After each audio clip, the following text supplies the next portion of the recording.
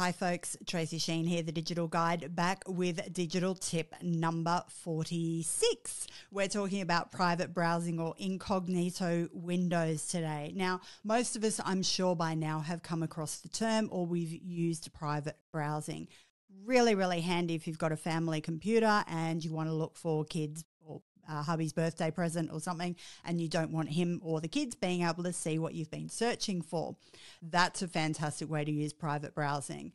If you're on a library or you've borrowed a friend's computer just to log in and do a few things quickly, using a private window will hide a lot of the information and will stop the cookies or any of that information being stored on the library or your friend's computer at the end of your session. So great use of incognito or private browsing.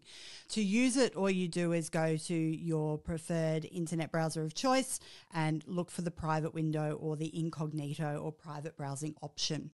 Now, what happens when you're just logged in normally is there's little packets of information like cookies that are stored and allows the site to target information. So for example, you might have been looking at blenders and then you jump on Facebook and it seems like every second thing you're looking at is suddenly about blenders.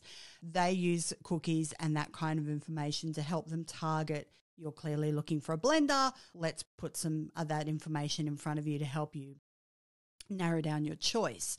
So going private or incognito will limit that information that the advertisers are getting about you. So that's really it. Know that if you're using a private browser and you're logged into your Google account, for an example, it's still going to be pulling data. It's going to be doing, though, is saying what site you visited. It won't be carrying the cookie information across. So really handy. Mostly I use it if I'm looking for something, for hubby for his birthday or something, and I don't necessarily want him jumping onto my laptop and seeing what I've been searching for. The other time I use it quite significantly is if I want to look up somebody's profile on LinkedIn and I don't necessarily want them to know that I've been looking for them. So, for example, here, the first thing that comes up on my screen is the Greater Springfield Chamber of Commerce. If I go to that now, they're not going to know that I've been to their LinkedIn page. Well, they might because they probably watch these updates, but you know what I mean. So if you're a LinkedIn user and you want to check out somebody's profile before you send them a connection request or you accept a connection request, use a private browser. They won't know that you've looked at their profile.